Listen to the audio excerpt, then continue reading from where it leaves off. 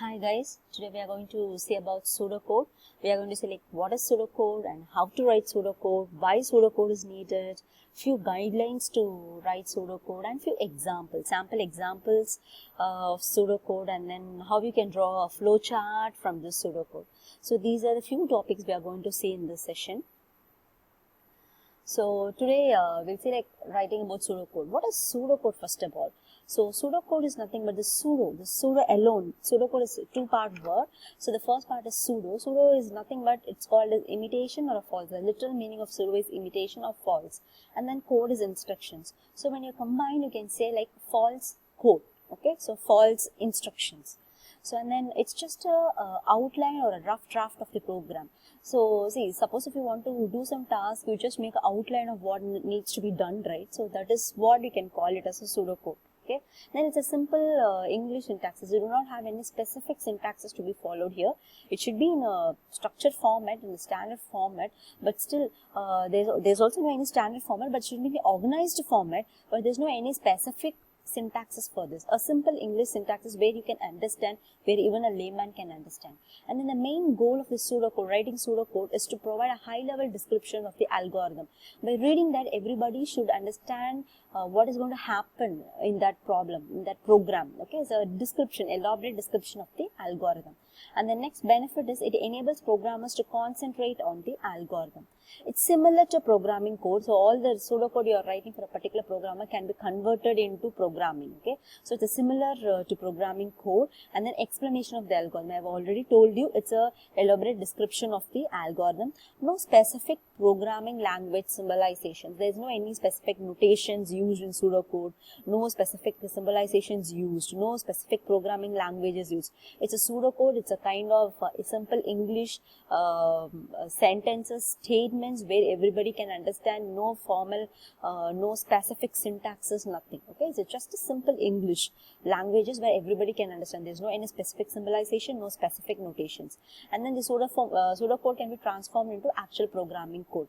So if you want to do some task, what do? You write all the steps. This needs to be done. This is the first step to be carried out. This is the second step to be carried out. So when you're going to do the task, you just follow this and then you just read this and then you're going to follow this instruction to do your task. The same kind. Pseudocode is a simple English languages which can be for writing a code which can be later transformed into actual programming code. We can see sample pseudocode so that you can get a very clear idea. And then next is your how to write pseudocode. Okay, these are all few guidelines like how to write a pseudocode. So the first one is sequence of operations needs to be decided and arranged and write the pseudocode properly. Okay, so the thing is like sequence of operations, as I told you already, if you want to perform a task, so that if you want to perform the task, you just first write. Suppose if you want to start a PhD work, what do you do? First thing is like first you have to fix your work and then you have to fix your guide. So in order to fix your guide, you need to approach the guide. And then the third one is like you have to start working on it. The fourth one is like you have to prepare for an entrance. And the fifth one is you have to write the entrance and then you have to clear the entrance. So these are all few sequence of operation that needs to be done in order to register for the PhD work or anything. So there will be some sequence of operation that needs to be carried out to perform something. So that sequence of operation needs to be decided and that should be arranged accordingly while writing the pseudocode. Okay, and the second one is start with statement that establishes the aim of the program. So in the main thing is like you have to, once you have decided to write the pseudocode, you have to arrange everything and then you have to write your aim of the program. What is actually you are going to do? That is important, right? Even when you are writing a program, the first thing is like you have to write aim of the program. Maybe your aim might be to add sum of two numbers, to find the product of two numbers, whatever it might be. So the aim and goal of the program needs to be decided, and that should be your very first sentences of your pseudocode, and then you'll start writing your simple English sentences of your algorithm. And for example, see here the program, this is your example for the aim. The program checks the given number is odd or even. This should be your first sentences and then only your pseudocode has to start. And then the third one is intent, the statement. What is intent? We'll see it. okay, as it helps to understand the execution mechanism of any decision control. Okay, so by using this intent statement, your pseudocode can be easily understandable and easily readable.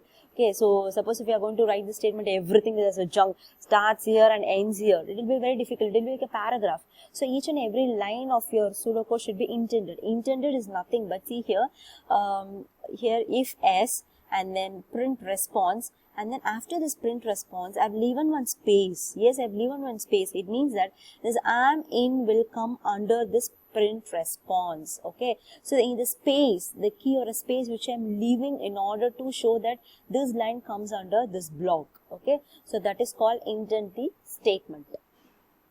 And then the next one is use proper naming conventions. You should always use a proper naming conventions. Okay, so we should start with uppercase, and the remaining all can be in smaller letters. Your variables, your identifiers, everything should start in uppercase. So there should be a proper naming convention. And the next one is use suitable sentence casing such as camel case. So what's camel case? Camel case, usually they ask you to perform camel case methods, camel case styling for your methods. So camel case in the sentence, your first letter, suppose if you have Jayaprada, so J must be in capital, remaining all should be in smaller letter. That is called camel case. Suppose if you are going to maybe I can say fruit juice, the method name is called fruit juice. So it means that fruit should be F in a fruit should be capital, and juice in juice J should be capital. So F and J will be capital, remaining all will be smaller letter. That is called camel case. The next one is all your constants should be in uppercase and variable should be in a lowercase. Don't be so much abstract with the pseudocode. Okay, make the pseudocode elaborate and explanatory. If it's going to be very abstract, a layman cannot understand what you're trying to say. Okay, use structured programming such as if, then, for, while, case. Everybody knows this if, then, for, while, case. Okay, a very beginner can also know what is if, what is for, what is while, what is case and all, case programmings and all. So when you're writing a structured programming, in order to know what is going to happen in your algorithm, you always use a structured programming like if, then, for, while and case. So make sure the pseudocode is very clear, understandable, finite and comprehend.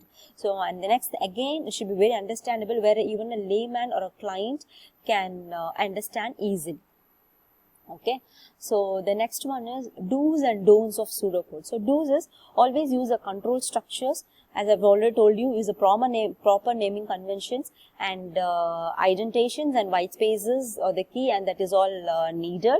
And then the next one is keep it very simple and keep it concise. It should be elaborate but not should be a very paragraph kind of elaboration. It should be elaborate and should be understandable and should be very simple and crisp. And the don'ts are, it should not be too generalized, it should be precise, as I told you already. And then the next one is don't make the pseudocode abstract. So it should not be too generalized, it should not be too abstract also.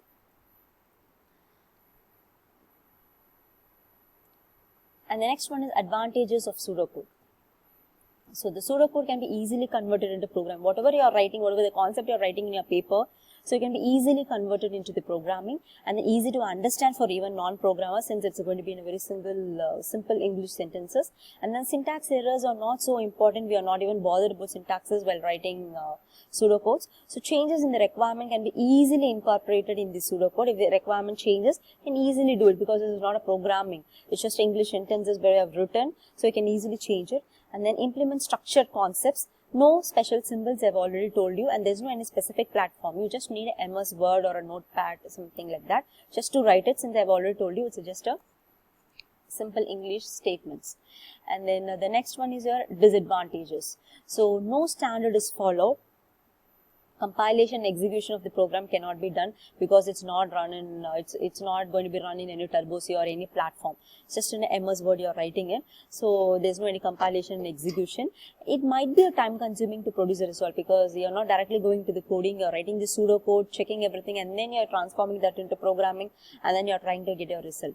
Maybe that might take few timings. Okay, and then these are all examples of pseudocode. See here, the line 1, I want to add two numbers together and then display the result. So start programming is your line 1, and then the next one is your enter two numbers a comma b, add the numbers together, print the sum, end the program.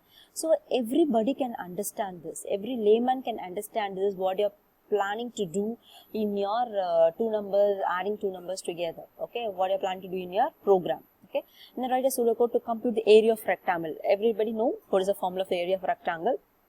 Length into width. So it's like compute the area. So get the length. They want to get the two inputs, length and width, and then compute the area, which is nothing but L into width, and then display the area. So everybody can understand this by reading those lines.